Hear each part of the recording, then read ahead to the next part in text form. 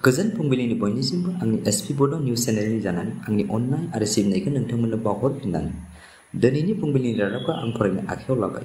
दिनैनि रादाबखौ फरायदों आं मुस्रि फैमाल नार्जारि।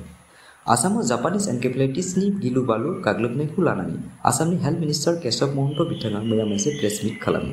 बेवहाय बिथाङा फोरमायोदि देग्लाय 274 सुबुङा जापानिज एनकेफेलाइटिस बेरामाव गाग्लोबजायो, बेनिनो 11 जन सुबुङा थैयो आरो डेंगुआव गाग्लोबजायो गासै 2122, नाथाय बेनिनो थैयो गासै सा 2। मख'थावना दि कार्बि आंलंआव बांसिन डेंगुजों गाग्लोबजादों, बेवहाय आथिखालाव 1853 सा सुबुङा गाग्लोबजायो। बेराफारसेथिं आसामाव मेलेरियाजों गासै दिनैनिफ्राय 3 बोसोरसिम सासेबो सुबुंनि थैनाय जायाखैमोन, नाथाय देग्लाय 244 सुबुङा बे बेरामाव गाग्लोबजादों। बेनिनो क'क्राझाराव गासै 99, काछाराव 28, उदालगुरियाव 11 जन सुबुङा गाग्लोबजायो। मैया क'क्राझारनि बिखानि साइ सेन्टाराव भारतनि डिफेन्स मिनिस्टारनि बेखेवनायजों रोजा रोजा सुबुंनि खेला मोजां मोनग्रानि होंगो दोंगोआव दुरान्ड काप जानानै थाङो। मोनसे दुखुगोनां बाथ्रा दि बोथोरनि जुब जुब अखा हानायजों खेला नायग्रानि गोसोनि गोजोननायखौ थोजासे बादा खालामो। नाथाय थेवब्लाबो बे खेलायाव राजस्थाननि एफसिजों बड'लेण्ड एफसिआ 1-0 गलाव जेननो गोनां जायो। जोंनि साखाथियाव थानाय मणिपुर रायजोनि हारिमायारि दाङाबाजिया दिनैसिमबो जोबनो थाङाखै। बे दाङाबाजिया बारानिफ्राय बारा जाबोगासिनो दं। मैया बिष्णुपुर मुंनि मोनसे जायगायाव गंनै पुलिस थानायनि गासै हाथियारफोरखौ उग्रपन्थिफ्रा सेनानै लाङो। बिथांमोना 19,000 गुलि आरो 199 हाथियारफोरखौ सेनानै लाना थाङो।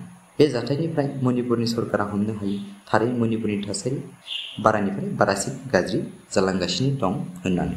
आसामनि गिबि मन्थ्रि डक्टर हेमन्त बिश्व शर्मानि बिथोन बायदियै आसाम सरकारनि इडुकेसन डिपार्टमेन्टआ दिसपुरनिफ्राय फोसाव नम्बर ECF नम्बर 284755/5 आव सोलोंथाइ बिफाननि गाहाय एबा IAS नारायण गौड़आ गिबि मन्थ्रिनिफ्राय मोननाय लाइजाम CMS-38/2022 नम्बर 1/262 आरो 10.5.2003 आव मख'नाय सोनाब बंग'नि बायदि इउनिभारसिटिनिफ्राय लानानै फैनाय BA, DLED डिग्रीनि थार बिजिरनायखौ नायनो होनाय बिथोन बायदियै गाबोन समबारनिफ्राय सोलोंथाइ बिफाना गोख्रै नायनो आखायाव लाबाय आरो लोगो लोगो रोखा जाबाय दि जायफोर बिथांमोननि डिग्रीया भुवामोन बिथांमोना गावसोरनि साख्रि गोमानायजों लोगोसे थाहैनांगोन जेलाव।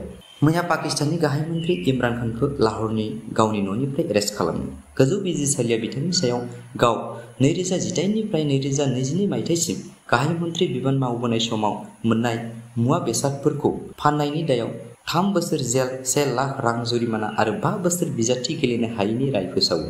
लोगो लोगो पाकिस्ताननि हादराव मोनसे राजखान्थिनि गुदुं बारहावा सोमजियो। आसाम पुलिसनि मोनसे देरहासारनाय। मैया आसामनि गिबि मन्थ्रि डक्टर हेमन्त बिश्व शर्माया गावनि टुइटारनि गेजेरजों फोरमायदि आनसारुल्लाह बांला टीम मुंनि मोनसे उग्रपन्थी हानजानि सासे सोद्रोमा ताकिमार मुंनि गामिनि आकबर आलीनि फिसाज्ला आब्दुस शुकुर आली बिथांखौ मैया फुङाव बिलासिपारा पुलिस थानानि सिङाव थानाय नायारुल्लाह मुंनि जायगानिफ्राय हमनो हायो। बावैसो समनि सिगाङाव आफगानिस्तानाव जागायनाय बांग्रिंआ 5.8 रेक्टर स्केलाव दिल्ली, नयडा, जम्मु काश्मीराव सोमावग्लुंलाङो। नाथाय सुलुङाव फोरमायनाय बायदिब्ला दासिमबो सासेबो सुबुंनि आरो न' बांनि जेबो खहा जानाय रादाबाव मुंख'वाखै। रादाब खोनासंगिरि नोंथांमोन, दिनैनि रादाबा एसेनोसै। रादाबखौ जोबजासिम खोनासंनायनि थाखाय फिन आंनि अननाय सिबिनायखौ नोंथांमोननो जासिहरफिननानै आंनि गोदानथार चेनेलखौ अननानै साबस्क्राइब, शेयार आरो लाइक खालामनो गुरै खावलायहरनाय जाबाय। एसेनोसै, गोजोन्थों।